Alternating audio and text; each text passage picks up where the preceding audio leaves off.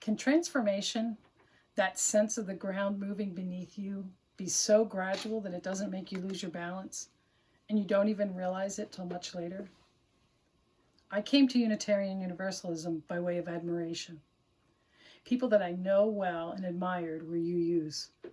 So I decided to be one too. Not very deep, I know, but that's me. I really am not that deep. I knew I wasn't Roman Catholic as I was raised. I could buy into UUism. It made sense. Gradually, all that I had learned to believe in was replaced with a deep and abiding faith in humankind. I remember the day, not the day that the transformation took place, because clearly it had not happened at once, but over time. But I do remember the moment that I realized to my core that this is what I believed in. It was in 2004, after the tsunami in Indonesia. And it was the tiniest of articles in a newspaper. Rwandan refugees in a refugee camp had raised over $2,000 in donations for the tsunami victims. That's it. Survivors of genocide who had experienced the worst that people can do to one another. People who had nothing somehow found a way to see beyond themselves, beyond their victimhood, beyond their poverty, and give to survivors of a natural disaster. People are beautiful, and people are our salvation.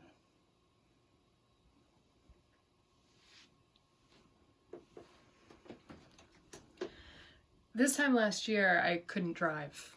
It wasn't that I didn't know how, it was that I couldn't. My fear was all-encompassing. There were all kinds of reasons for that, but the thing about fear, if you nurture it too long, it becomes a part of you. It stops you from living. So I learned how to drive, and when I did, I realized how well it fit me.